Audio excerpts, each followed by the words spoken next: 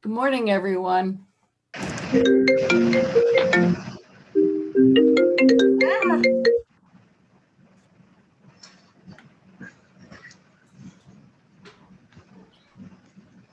That was someone else. Thanks for the reminder to turn mine off.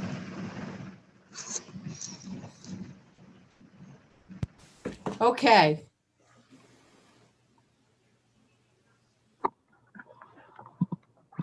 Good morning. Please turn your audio to mute, everyone. And today we're going to have lecture 3. Are there any questions from last lecture? I see that there are lots of questions about lecture 3, but let's get into it. Okay. Yeah, okay.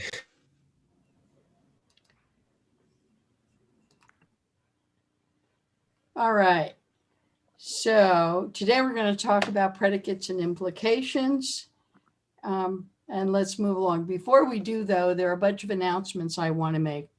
First of all, is a reminder that your homework is due tomorrow night at 11:59 p.m. As you know from the information on the class, the modules, there's an hour leeway in case you have any problems, but don't use that to work on the homework. Get the homework done in advance so that if you have any last minute problems, you still have time to upload it to Gradescope. You have a quiz, the first quiz of the semester, hour-long quiz, actually 80-minute quiz, next Tuesday, February 2nd. There will be a quiz 1 review section in addition to regular office hours this week. Friday afternoon from 2 to 4, James will offer a quiz review section during office hours. That means he's going to turn off the waiting room and have everyone be able to come and ask questions about anything in chapter 1. A second quiz review is possible, but the only time we have available on Monday is 8 to 10 a.m. And I need to know if there's sufficient interest to hold a general review or just regular office hours. So we're going to set up a poll later on Piazza that asks you if you, A, are able to come, and B, might come. At this point, you may not know, but we need to know so we don't waste Peter's time. Is that clear to everybody? Okay, so that poll will come to you via Piazza. Be sure to check it and respond to it. There is now a quiz. Let's see, I think there's a question. Fred? Yeah, for the quiz 0, I don't see it on the Gradescope. It should be there. It might take a few hours to get there. So quiz 0, you should be aware there isn't really a question. There's one question. The whole idea of it is for you to be able to download the templates, download the quiz. At this point, it's in the template, to be able to basically read the pledge and read the quiz rules for exams. It's the same that you can get to on the modules. Read them. You're responsible for knowing them. And then to be able to submit via Gradescope, to go through this process one time. And if it's not there, I will check in a little while. As far as I know, we talked about it yesterday, so it might take an hour or two before it's up there. Okay, thank you. It should be available shortly. If you're going to do it by Thursday night so that you can ask questions during discussions or review hours on Friday. If you have any problems, that's the time to ask. Don't wait till during the quiz next Tuesday. Britton. Yeah, is the quiz on Tuesday going to be during a specific time period? Yes, it is during the regular class period. Notice it says that during the modules. It says that if you click on it, it says that everywhere. The quiz is during the regular class period. It will be available to you at 10:45. You are allowed to work on it until 12:05, the regular class period, and you're being given a leeway of a half hour to upload into Gradescope and to fill out the form so that, remember, you have to tell which problem is on which page. Count your pages. Remember, you also have to hand in, next page, I'll have a few more announcements about the quiz. You have to read the pledge and read the rules and be ready. Are there any questions about that so far? I'll give you a little more details about the quizzes in a little bit. Okay. I have a question. Do we need to have our video on during the quiz at all times? No. All questions will be answered via Piazza. Okay. So there are 2 TAs who will be available answering questions as they come up during the quiz. Please ask your questions privately to instructors.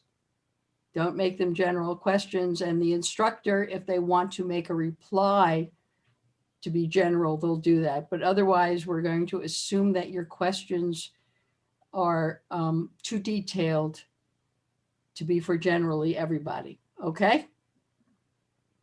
Oh, let's see. We have Louis Cerda. Hello? Oh, sorry about that. I had a question about the quiz problems. Are they going to be a lot like what we expect to see on the homework, or how do you think we should prepare for the quiz? Oh, well, that's a good question. There is now a practice quiz available on the modules that you can download. And my suggestion is that that and its solution is available right now in the modules. I suggest that you download the quiz and try answering all the questions before you look at the solutions. Okay. Okay. And they can go through that. But the reminder of this is that neither the practice quizzes nor the homework problems or the class problems, basically all the examples in class, the practice quiz and the homework problems and the pre-lecture problem sets are the general idea of the kinds of questions are going to be asked. Obviously, they're not, if I take the union of all of them, you're not going to be asked that many questions. So you will be asked what we consider to be a reasonable number of questions for the time that you have to do the quiz, and the idea that you have to download it and submit it. Okay. Any other questions so far? Jonathan. Just a clarifying question then. Do we attend a Zoom class for that, for the day of the quiz, or? No, there will be no Zoom class the day of the quiz. Understood. Thank you very much. That would be February 2nd. There will be no Zoom class. There will be 2 TAs who will be assiduously checking Piazza during that time to be able to answer student questions. Okay, so I'm not going to be watching you take the quiz. You do have to sign a pledge saying you're not cheating. Okay, this is something that is academic misconduct. If you go online and look for solutions or something like that to the problem, that's academic misconduct, and it results in a failure in the class. So don't do it. It's not worth it. Study. Ali. Will the pledge be unlocked for us to Pledge download. is part, yes, the pledge is part of the template, as are another copy of the general rules for exams. But there's one copy of the general rule and the pledge is for you to look at already in the modules so you can know in advance. You have to know what you're signing. So Got it. have a look at them, read them, understand them, what the rules are. Yeah, so I'm on the general rules for exams page. Yes. And when I click on the pledge page, it says has been locked, which is why I'm asking. Oh, gee, oh, wait a minute. The pledge doesn't show up? It might be the way I'm accessing it, but yeah, it doesn't. Mine doesn't either.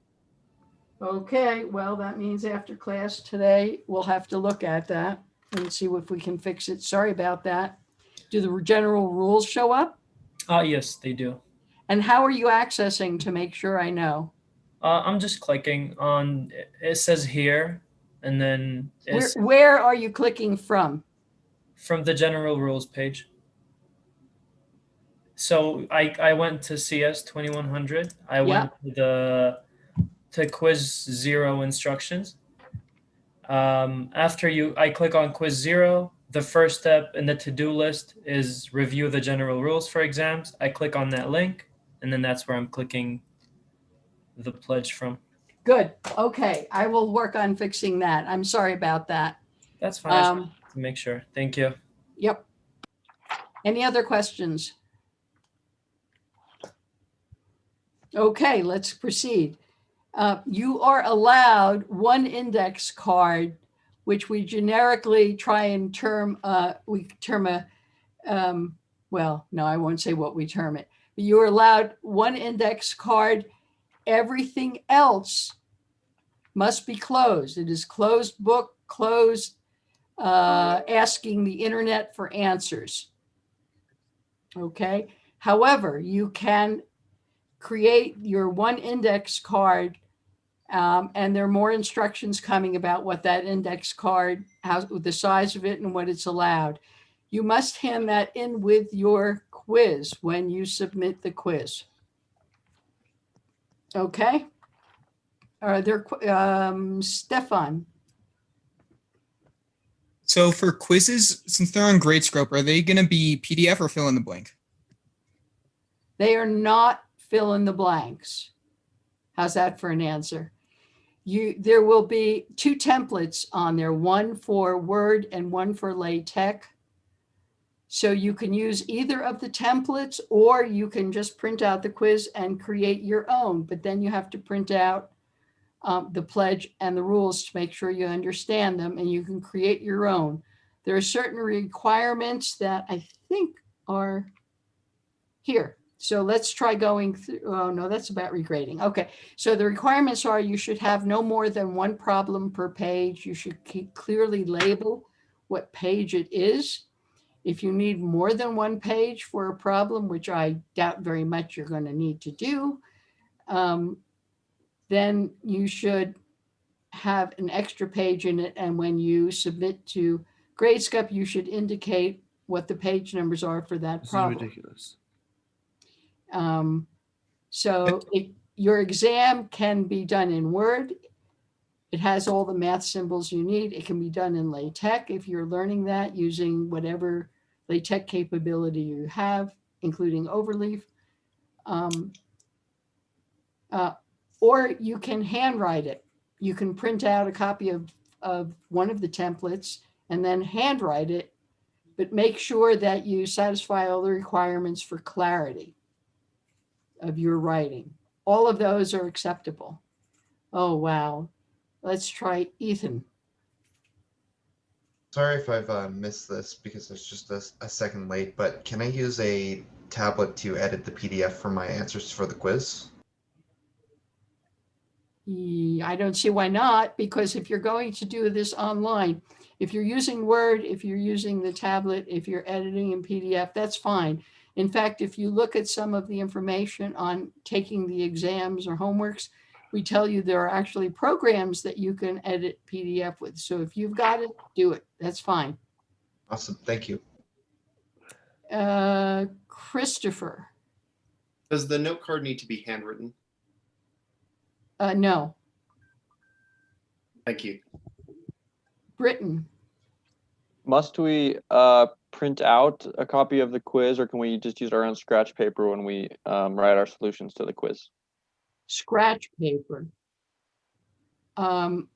You must show or work on the paper you hand in, so I don't call that scratch paper. Okay, but I just mean, do we need to print out the paper that you provide us, or can we just show our No, solutions? you on can paper? make your own, but it has to observe certain rules. You do have to print out the pledge and read the rules for it. And you're agreeing, you have to sign the pledge, date it, and hand that back. The rest of the exam, you just have to follow the rules for an exam. You have to have your name and you have to have your UID, preferably at the top of every page if you're handing it in that way. And then the problem number. And when you hand it in, you have to follow the rules. Okay, So that's what quiz 0 is for, so that you see how to hand it in. great. I'm just wondering, just in case, like a printer doesn't work during the quiz or something. You bet, just in case you have a problem. But remember, when you scan something, you have to convert it to PDF.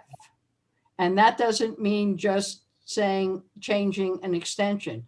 But if you read, again, all the instructions, there are examples of programs online that will do the conversion for you. Check all that out this week. Don't wait till next Tuesday. Okay? In fact, you can check it out about handing your homework in, how to scan and convert if you want. Okay? Wow. Dane. I'm not going to get to today's lecture if we don't hurry up. Okay, Dane. I believe either Britton or Christopher were first in raising their hand. Just so you know. I answered Britton, and Christopher's got his hand down, so I thought I answered him too. So you're last. Okay, one. I see it now. I didn't want to steal anybody's spot. My question was on the PDF that we submit. Does that need to be a single PDF, or can there be multiple Single PDFs? PDF. Got it. Thank you. Okay. So you have to look at the class syllabus for the regrading policy.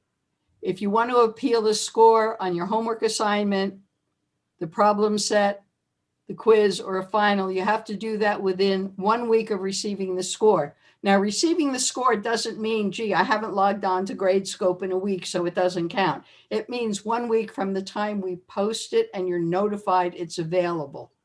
So look at it as soon as you can, check it over. If you have questions or issues, that's when you notify us. You have 1 week from the time we post it. Okay. So regrading for the problem set happens rarely. So look at the instructions here. This will be posted after class today. Whatever your questions, utilize the office hours in Piazza. I'm glad to see there's been a robust use of it so far. Keep it up. Here's the second thing. You must match your question to the pages in Gradescope to be eligible for full credit. You have to do the matching and you have to show all your work. If you put an answer there, we have no way of knowing if you copied it from someone else or if you know what you're doing. Show all your work. And the index card is actually an 8.5 by 11 sheet of paper. No little pieces, no submit. And you have to submit it with your solution. Okay? So let's move on. Okay, so this is further to what you've seen in the pre-recorded lectures. So let's just quickly go over some of the definitions that you had and move on to examples and sample problem sets. So a predicate is a statement with more than one or more variables, such that whenever the variable X is specified, it becomes unambiguously true or false. So at that point, it becomes a proposition, unambiguously true or false. The domain of P of X is the set of X's for which it can be evaluated. Now, that doesn't mean the set for which it's true. It just means all possible X. So if I say X is in the integers, then it can be evaluated for all X, and some of them may be true and some of them may be false. It is the case, since it can be unambiguously evaluated, that there's no other choice. When you evaluate it, say for every value in the domain, it has to fall into one of two sets, true or false.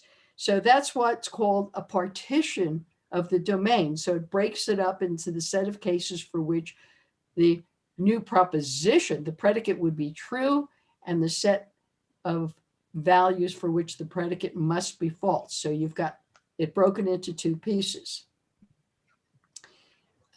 Symbols. So this means an element of the first one. The second one you may not have seen before. It means such that, and some books use a colon to indicate such that when they're talking about things. Our book tends to use a comma to mean such that as you read it. I will use all three. I try and use either the colon or the comma because the other one isn't familiar, but actually in all my own work, I use that symbol, and it's written, if you look carefully, you see, it's like that. So it's like you make a backward C and then put this line through the middle. Okay. And here's an example. This says the set of all X in the reals such that X is less than 1. And all three of those mean exactly the same thing. The next symbol means, yes. Did I hear something? Okay. The next symbol means for all. It's called the universal quantifier. Okay. So for example, we say, let S represent all students in CS 2100. Then the phrase for all S in capital S in the set of students taking 2100, S takes 5 quizzes. Okay. There exists.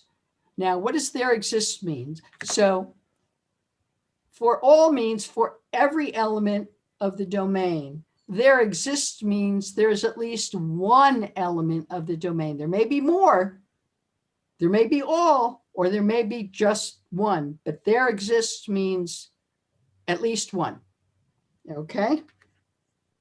And it's called the existential quantifier. Okay. So people say some of these things like math people say there exists, but it doesn't tell you how to find it. Okay. Doesn't tell you how to find it. So our example is there exists T and S, where S is the set of all students taking CS 2100, such that T will get an A in the course. Okay, that means at least one student will get an A in the class. If it's lucky, you all will. So a predicate that uses quantifiers is called the quantified predicate. Okay, so let's use our new notation for all, there exists, whatever, to write these 3 statements as quantified predicates. So for every integer X, what does that mean? Well, that says X, for every integer, what is that symbol? That's for all. That's a V with a line through it. X in R. Oops, nope, it's not an R. What's the symbol for integers? Z. Z, the weird Z. For every X in Z, X squared plus 1 is greater than 0. That's a quantified predicate. Is that true?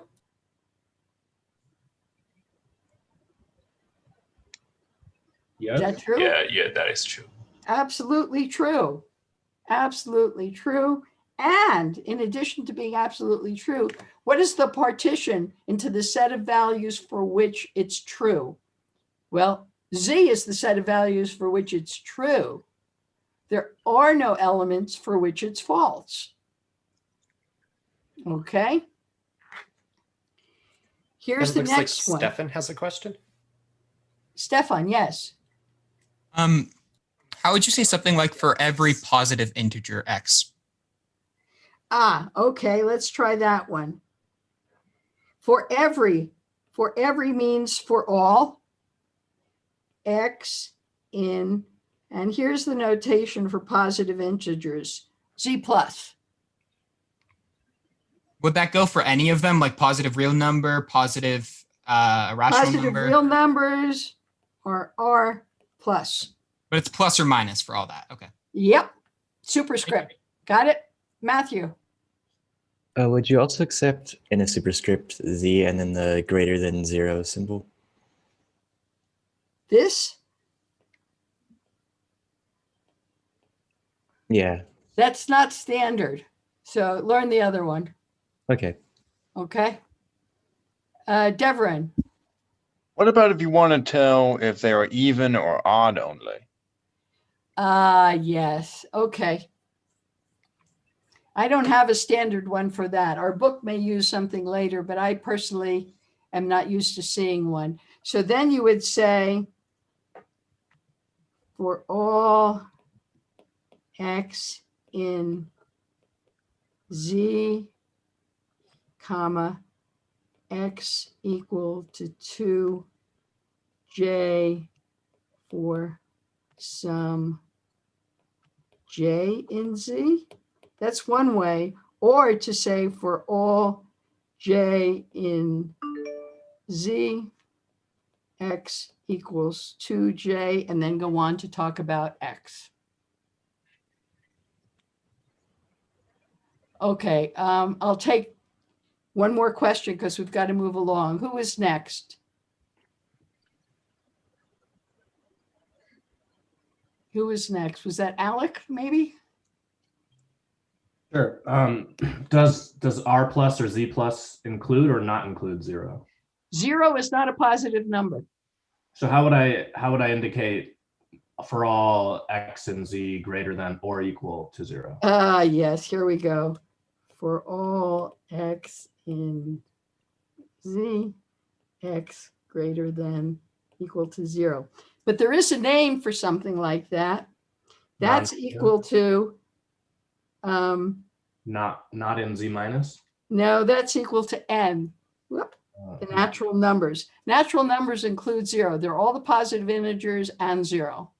Okay, thanks. Okay, all right, let's keep going here. There is an integer n such that 2 to the n is 32. We would say there exists n in Z 2 to the n equals 32. And our last one is for every is the same as for all X in Z minus X squared equals X squared. You with me? Devin, one question, then we move on, okay? Sorry, I forgot to put my hand down. Oh, good. Okay, good. So we have some more examples here. So if S be the TAs of CS 2100 and P of S is defined as the predicate, S is excited about TAing CS 2100, and B sub S is defined as S took 2100 at Utah. Writing for all S, P of S is the same as writing P of Peter and P of James and P of Nancy and P of Ben and P of Shashank. Okay, so that is for all. That means all the TAs are excited. Okay, and if you write there exists S in the set capital S, B of S is the same as writing, whoops, that's B of Peter or B of James or B of Nancy or B of Ben or B of Shashank. Not P, but B. Sorry about that. Okay. All right, onward. So sometimes in quantified predicates, there's more than one quantifier. And in that case, the order matters. They can mean different things depending on the order. So here are two examples for you. The first example, I'm sorry, we let V represent all computer viruses and D represent all the apps that defend against some computer viruses, one or more. So the first statement says, for all viruses, V in capital V, there exists, little d in D, software program, such that D protects against V. Okay. Now the first one, this one here, means that you may need a different program for each virus. Okay. That says for all, here's a virus, I can pick a program that goes with it. Here's a virus, I can pick a different, perhaps, maybe the same, but maybe different program that goes with it, and so forth. Okay. The second statement, there exists D in D, that says there exists a program, an app, such that, I'm sorry, for all V in V, for all viruses, D protects against V. So that means you've got one virus protection program that works against all viruses. Okay, do you see the difference in the two statements? Be careful when you use them. Be careful when you use them. Different app for each virus. Maybe a different app. Could be the same, but may not be. Don't know that. The second one says one app for all viruses. Okay, so that's something to remember and be careful of, because in English, sometimes people use them interchangeably and it's unclear what someone meant. But in logic, you have to be absolutely clear. They mean different things. Okay, the domain matters because the domain, sometimes a quantified predicate will be completely true for all values in one domain, but for a different domain, it may not be true. So for example, if I let G be defined as for all X, there exists Y such that X is less than Y. Remember, that means that there may be a different Y for each X. If the domain is the non-negative integers, is this true? Non-negative integers.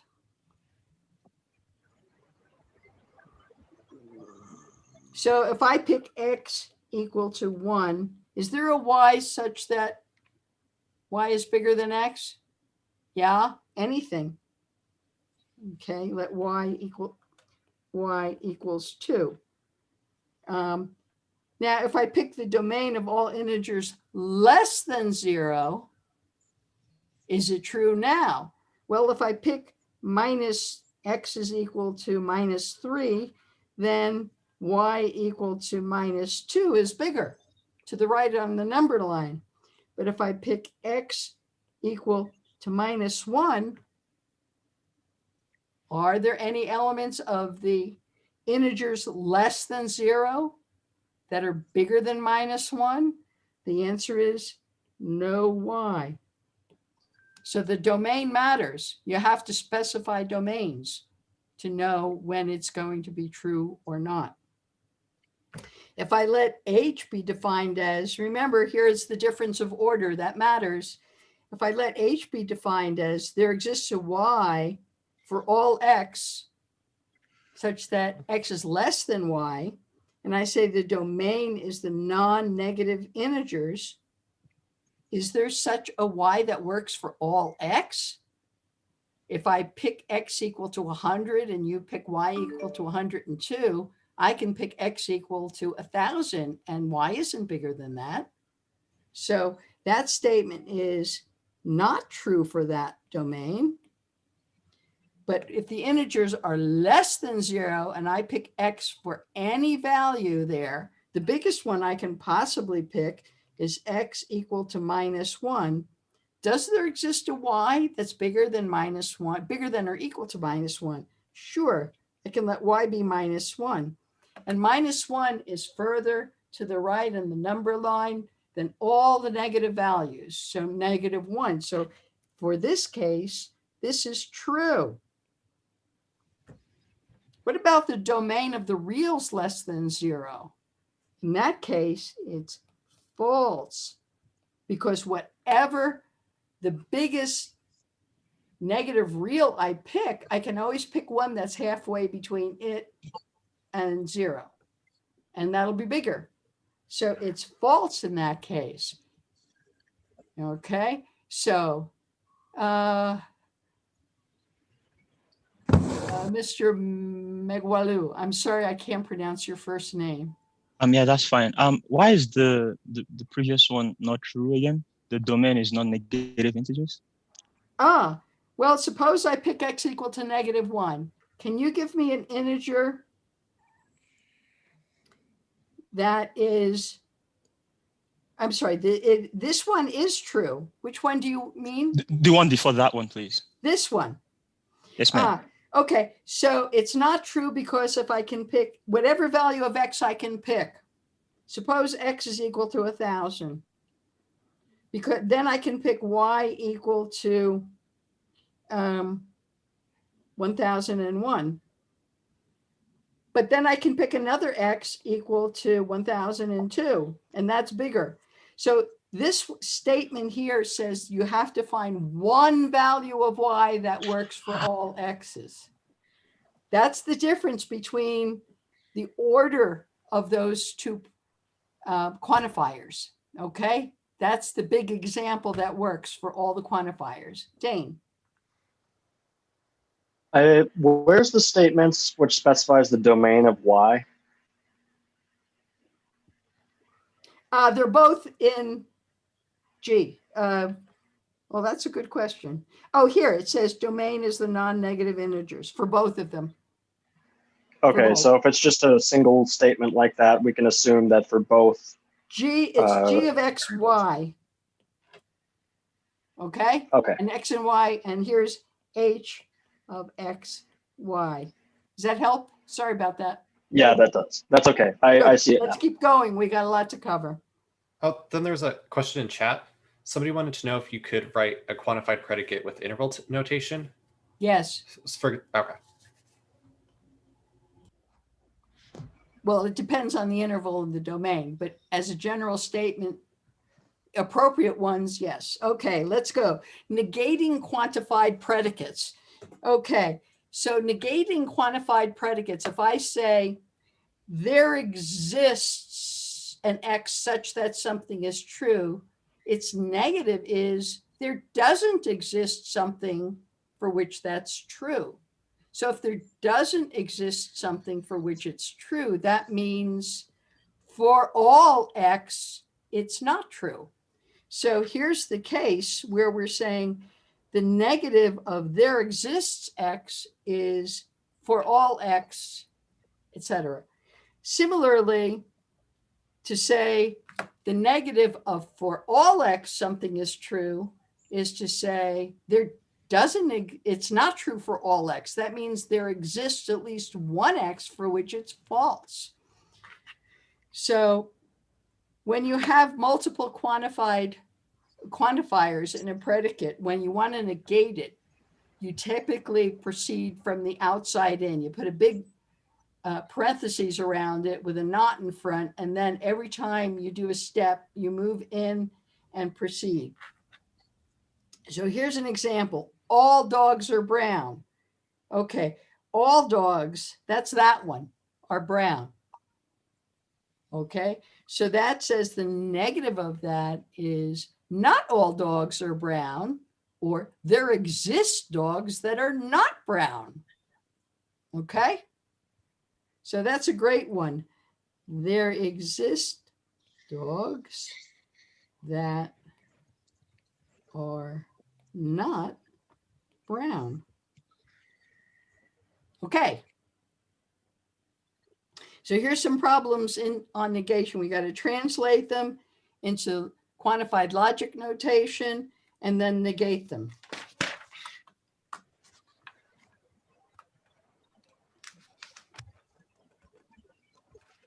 Good. For all numbers x that are between -2 and 2, so here's an interval, its square is between 0 and 8. So what does that say? For all x -2 less than x less than 2, x squared 0 is less than x squared is less than 8. Okay, so this is the domain here.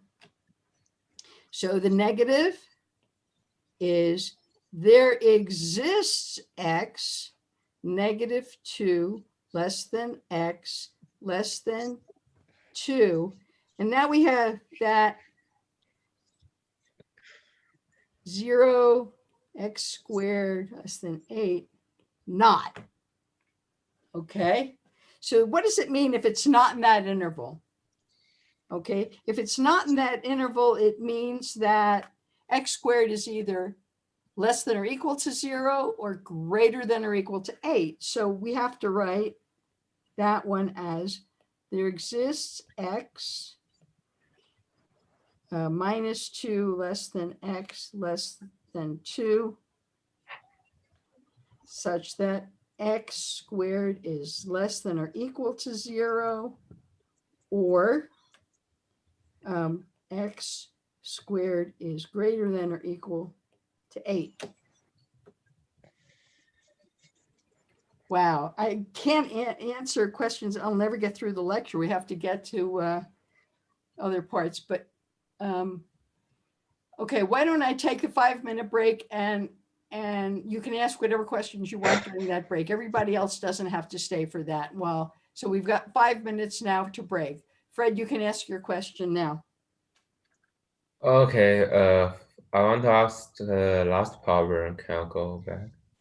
This problem here or the previous page? Previous one. This one? Yeah, for the example, for negate all dogs are brown. So negative it is the dogs. There exist dogs that are not brown, and not all dogs are brown. How about there exist some dogs are brown? It's the negative of the all dogs are brown. That is close, but it doesn't say the same thing. Okay. Okay, this example may be correct, but in general, if we're doing logic, it doesn't work that way, and you could be prone to make mistakes if you try that. Oh, okay, gotcha. Thank you. Oh, okay, whoever groaned, I'm sorry. What? Should you be in class? Yeah. Dude, I'm realizing that these lecture things are. You are not muted, by the way.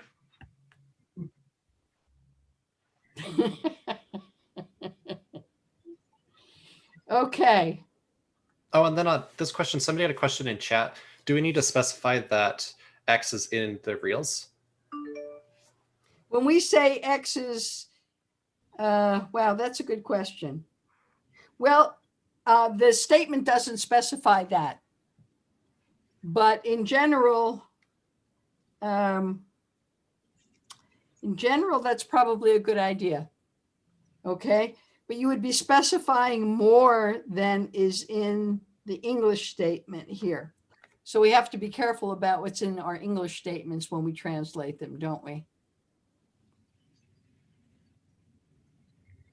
Are there any other questions in chat or anything? Okay, so you have, okay, David.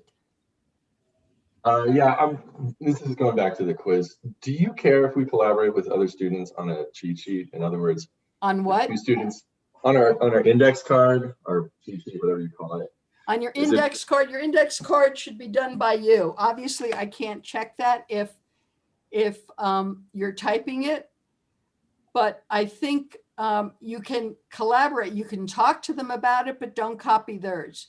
What I mean by that is that typically students get a lot of it helps you remember things a lot when you're the one who makes up your own index card. Right, but if I were You to can say, talk like, to each other and decide okay. what to put on it together. Perfect. Okay. But you should type it or write it yourself, because I think that really helps you. It puts it in your head, just like, you know, when you were a little kid, if you had to get up in the board and say, I will not talk in class 1,000 times, it helps you remember things. Guillermo. Yeah, so I just have a question on number 1. So we don't negate the part where it says -2 is less than x. No, that's the domain. That Is is stating the domain, and we don't change the domain, okay? Okay, just want to double check.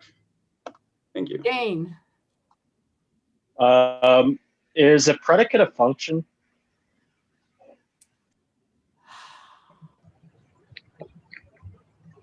You don't have to answer that if it's skipping ahead. I'm sorry. In some sense, it's a logical function because you put in a variable value and you get a result. So a quantified predicate, on the other hand, is making a statement about a group of elements. So that's a little different. Xing Lu. Yes.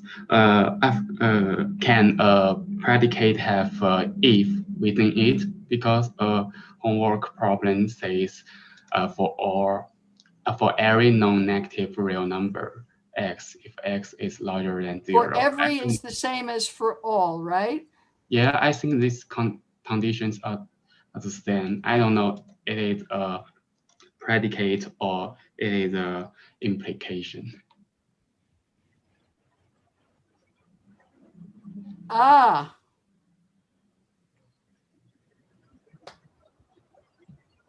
I'll have to look at the problem. You can ask it in Piazza and get a better answer because I can't look at it right now. Okay. Please turn off your question, lower your hands when you're done with your questions.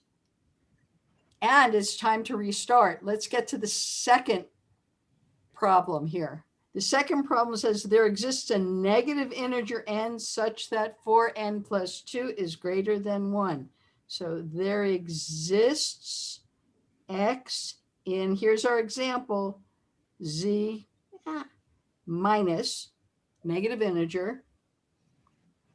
I'm sorry, there exists n in z minus such that 4n plus 2 is greater than 1. The negative. Okay, the negative is says for all n in z minus. Okay, now we do the negation of 4n plus 2 is less than 1. Okay, so the negation of 4n plus 2 is less than 1. That's equivalent to saying 4n plus 2 is greater than or equal to 1. That says it's not less than 1. So this statement would be for all n in z minus 4n plus 2 is greater than or equal to 1. Okay.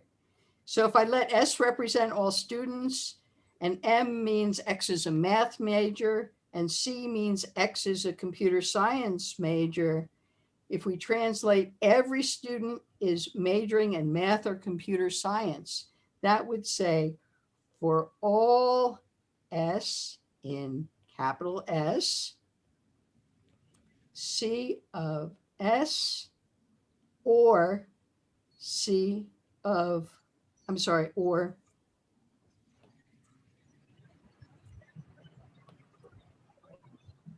M of S. Its negation is there exists S in S such that not C of S or M of S. What rule do you know that is the negative of an OR?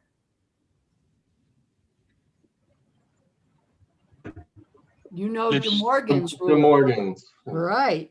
So this is equivalent to saying there exists S in S, not a computer science major and not a math major. Okay, onward. Implications. Implications are incredibly important. You can think of them as cause and effect. If P is true, then Q is true. We write it as P implies Q. Okay, that right facing arrow is the implication. The assumption is if that is true, then that is true. Now, I saw some questions about the truth table for this before. So in some sense, implication is a binary operator. And so we ask the precedence for it, and that means it has the lowest precedence of all. So the highest precedence is the not, then and, then or, then implies. So if you see a bunch of symbols, that tells you the order in which you evaluate. So if I write P and not Q implies R, that says, first I evaluate not Q, then I say P and that not Q, and then I say that implies R. Okay, so if I look at the implication truth table, we had if P is true, then Q is true, then P implies Q. If P is true and Q is false, then P doesn't imply Q. And here are the ones that are tough for people to grasp. If P is false and Q is true, P implies Q is still true. And if P is false and Q is false, it's still true. Okay, I know these are hard. Let's look at an example. Oops, that's not the example. We'll get to one though. The truth table is hard to understand, but you have to grasp, you have to go with it. So what we want to show is that P implies Q is equivalent to saying not P or Q. Okay, so we can take an implication and turn it into an equivalent logical expression. So sometimes when you're trying to prove things, you want to do that. And we'll see that actually Thursday. So I filled in the truth table here. Notice the truth table once again. The variable Q changes fastest. It's the second one there. The variable P changes slowest. And then we have not P is filled in. And then we have P implies Q. So we just went through the truth table for that. That's true, false, true, true. So not P or Q. That means if either of those two columns is true, then the result in this column is true. So we have true and false. That's still true. We have false and false. That's false. We have true and true. It's true. And we have false and true. So it's true. So these the implication P implies Q is equivalent to the logical expression not P or Q. Okay, we're going to do a few more of things like that for a while. Okay, an example. For all integers n, if 3n equals 9, then n squared equals... Excuse me. Do you think I have a question on just the truth tables? Yeah. I'm a little confused as to why when P is false and Q is true, why we have P implies Q comes out as true as well. So like that third row. Yeah.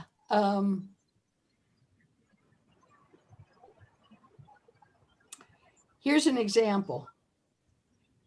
If you mow the lawn, I'll pay you $10. That would be great at my yard. Okay. If you don't mow the lawn, I still may pay you $10. So it doesn't say that you definitely won't get the conclusion, even if the hypothesis is false. Okay, that is something, and that's why it's true. The only time an implication is false is when the implication, the hypothesis is true and the conclusion is false. Okay, if I don't pay you $15 after I say that,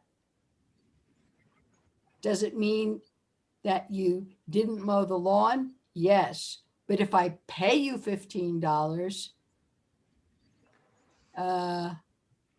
it doesn't mean that you mowed the lawn. It just means I paid you $15. Okay. So if I say, if 3n equals 9, then n squared equals 9, is that true?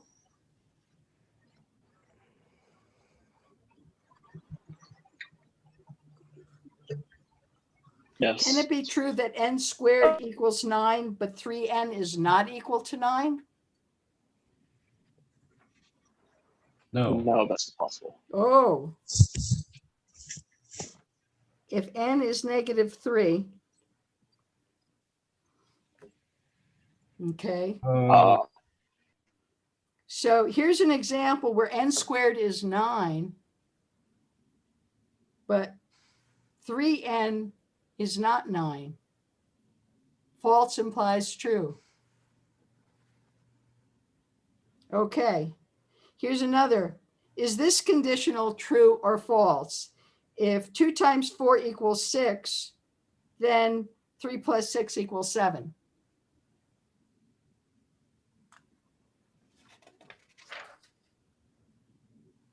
Well, they don't have anything to do with each other. They're both false. So the conditional is fine. False implies false. It's true. The conditional is true because the first one can never be true. So the fact that the second one is false is just fine. Okay, we have another example here, negation of an implication. We want to prove that not P implies Q is equivalent to P and not Q. Now you can do it two ways. Okay, so if we have a truth table, it's filled in here and you can see it. Okay, so this is the column for P implies Q, and not means that we flip all the bits. True goes to false, false goes to true. So this tells us what not P implies Q is, and then we fill out the truth table for P and not Q. Now there's another way we know that as well. How is it that we know that? We know that because, let me make sure I don't say something wrong. So since P implies Q is equivalent to not P or Q, then not P implies Q is equivalent to not P or Q. And what is that equivalent to using what rule? What property? De Morgan's rule. So we have not P and not Q. Now, by what property is not P? What's not P equal to? double negative. Yeah, that's P by the double negative property and not Q. And that is another way not using the truth table to show equivalence. So if you have one of them, you can show the other. All right. Here's a great example. If I do not do my homework, then I do not get an A. If I let P be, I do not do my homework, and Q be, I do not get an A. P implies Q. That's probably true, actually. Does this mean that not P implies not Q? I.e., if I do my homework, then I will get an A. The negative of each of them. Does this mean that if I do not get an A, I do not do my homework? Or does this mean if I get an A, then I do my homework? Or does it mean all of them or none of them? So what we've done is we've interchanged, we play with all possibilities for P and Q there. And those things have names. These are conditionals. So if you're given an implication, P implies Q, excuse me, then Q implies P is called the converse. Not P implies not Q is called the inverse. And not P implies, I'm sorry, not Q implies not P is called the contrapositive. An implication and its contrapositive are equivalent. We can show that with truth tables. Or we can show it using the rules we had before and substituting in using logical expression equivalencies. The converse and the inverse are also equivalent. Okay. It is not true that an implication and its converse or an implication and its inverse are always true. There are some circumstances in which it is true, but not all. Can anyone tell me this circumstance in which it's true? It's true if you have something that's called if and only if. If and only if says P if and only if Q. So that means if Q, then P, and it means if P, then Q. So it means both directions have to be true for that statement. Stephen, are you Stephen or Stefan? I go by Stephen.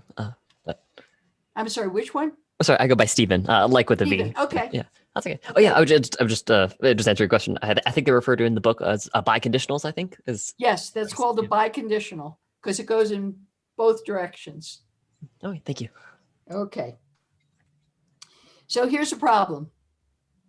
Form the converse, the inverse, and the contrapositive for each of the implications below and tell me if the original implication is true or false, and if the converse is true or false. Now remember, sometimes it's easier to see true or falseness from the contrapositive, and that's equivalent. So let's form the converse and inverse of these statements. Okay, so what's P and what's Q here? In this case, that's P, M and N are both odd, and Q is that M plus N is even. Okay, so let's see, the converse, what's the converse? Is if Q then P. So it's for M and N in Z, if M plus N is even, then M and N are both odd. Let's see. What is the inverse? For M and N in Z, Okay, the negative of m and n are both odd is m or n is not odd, one of them, okay? M and n, this says m is odd and n is odd, so that's not m is odd. So not m is odd, so that says m is even or n is even. That's the negative.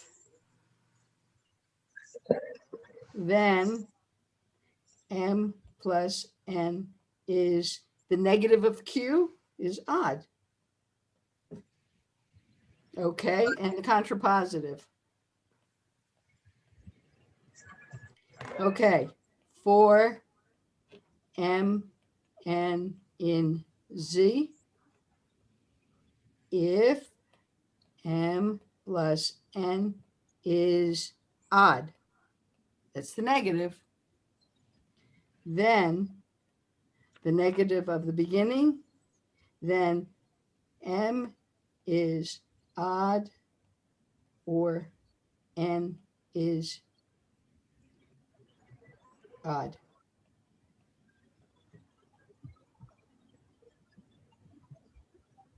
No, wait a minute, even. Shh.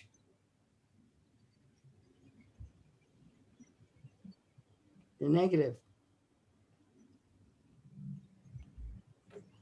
Okay. I hope you can see that. I'm sorry. Let's try the next one. For m and n and z, if m squared minus n squared is even, then m and n are even. Let's see. Let's do the contrapositive first. Contrapositive for m and n in z. If m is odd or n is odd,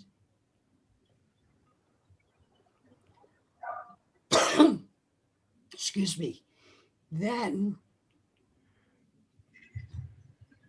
m squared minus n squared is odd.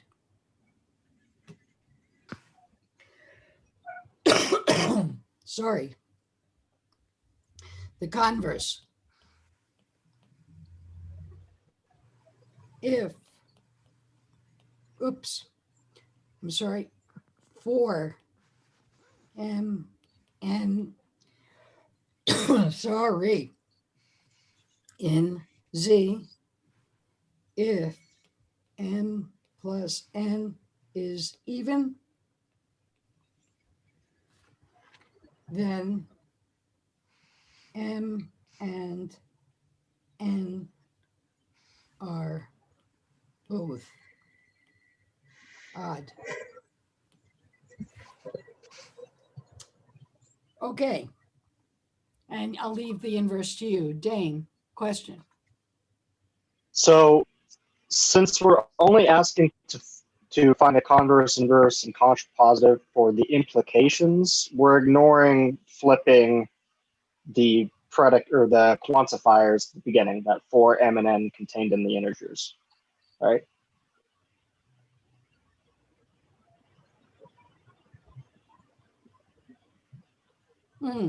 That's a good one. Let's Because if we were going to negate the whole proposition, then we would have to negate the quantifiers. Okay, as let's well. try this. This says for m and n.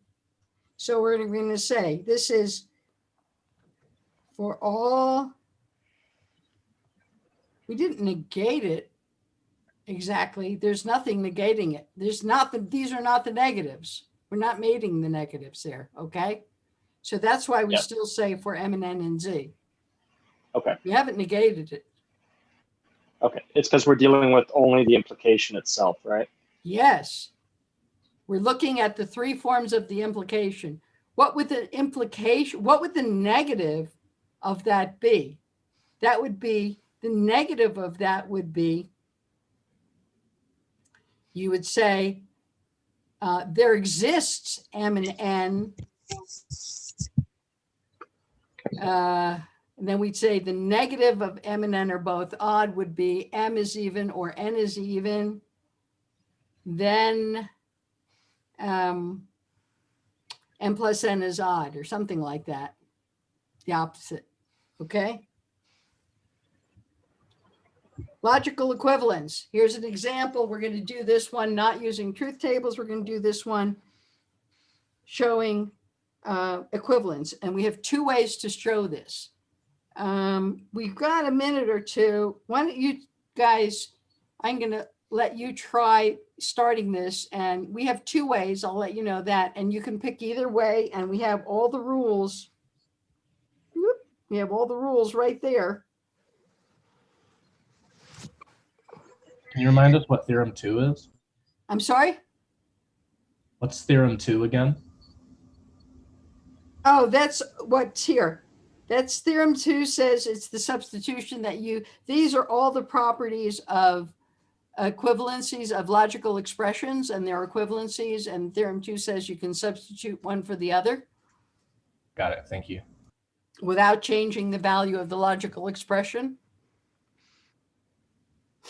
So pick away, and then we'll go through both of them.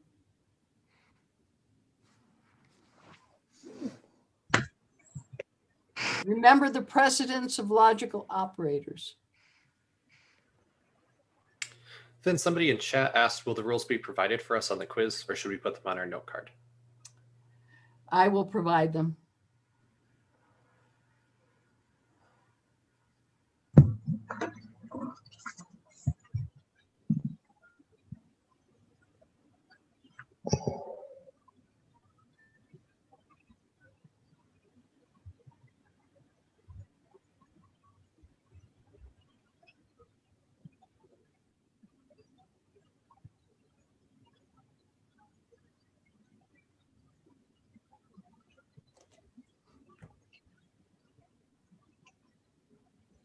Okay. Dane, I think you should put your hand down. Thank you. Sorry about that. No problem. Okay. Let's whip through this problem. So here's one way of showing this. The first thing is to remember using the rules of precedence that the left side of that expression means that we first evaluate P and Q because and has higher precedence than implication. And then on the right side, we have to evaluate the or statement because that's got higher precedence. And then we have to evaluate the not first because that's highest precedence of all. So we just put parentheses around everything by the rules of precedence. Now we look on the left side here. Are we looking on the right side? We're looking at this statement here. And we've transformed that because what we want is, we're saying what's the negative here. So we're saying the negative of the conclusion implies the negative of the hypothesis, and that's by the equivalence of the contrapositive. Okay, so we immediately use the contrapositive here. And then we say, oh, well, let me apply De Morgan's law on the left. And then I get not the quantity, not R or not S. That's equivalent to R and S. And on the right side, we have not the quantity P and Q, and that's equivalent to not P or not Q. And that's it. Done. Okay, what was the key to that problem? The key to that problem is using the equivalence of the contrapositive. So you have to know the rules of precedence. Now there is another way to do it. It's a little longer. We still use the rules of precedence. So we have P and Q implies not R or not S, and that's equivalent to the rules of precedence. And then we say, oh, Well, we proved in using our truth table that hypothesis implies conclusion is the same as the logical statement saying not a hypothesis or conclusion. And then we prove that using the truth table in class. And then we just go through and say, well, this first expression we applied to Morgan's law. Whoops, sorry. First, we make it commutative. Sorry. So we make it commutative and bring the not P and Q on that side. And we move this to that side.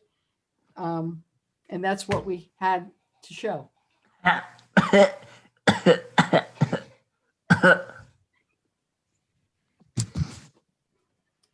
Okay. So both of them, both ways are appropriate. One takes one fewer steps. This one had to use the truth table that we worked out already. Let's see, I think we have another problem. Here's a statement. What's the negation of there exists X in D such that P of X and Q of X? Okay. For all X in D. For all X in D. There is no P of X, or there is no X not of, P of X or not and X. Q of X. Yeah. So that has a not outside, so let's keep working on it. There exists X in D. I'm sorry, for all X in D, not P of X or not Q of X. And that uses De Morgan's rules again.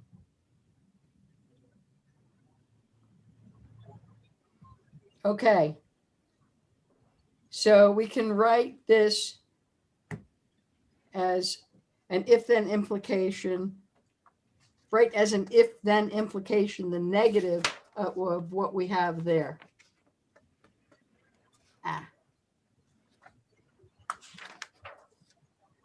Oops. I think we're out of time. So I'm leaving that as homework, as problems that you can ask about in discussion or office hours. But it uses this property of what a negation looks like. And it uses the property, what was the property?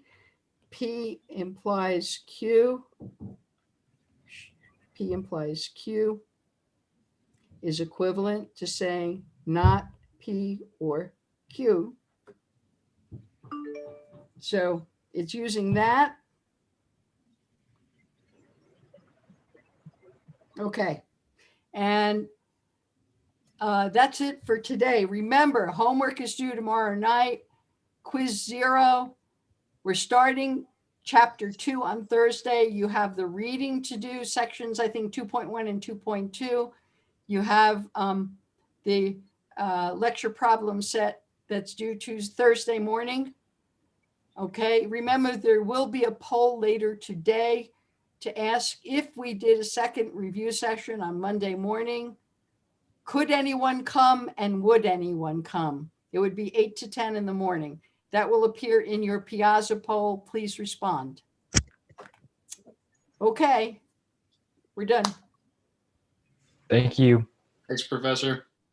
Thank you all for coming. Thank you. Thank you. Thank you. Thank you. Thank you. Thank you. Thank.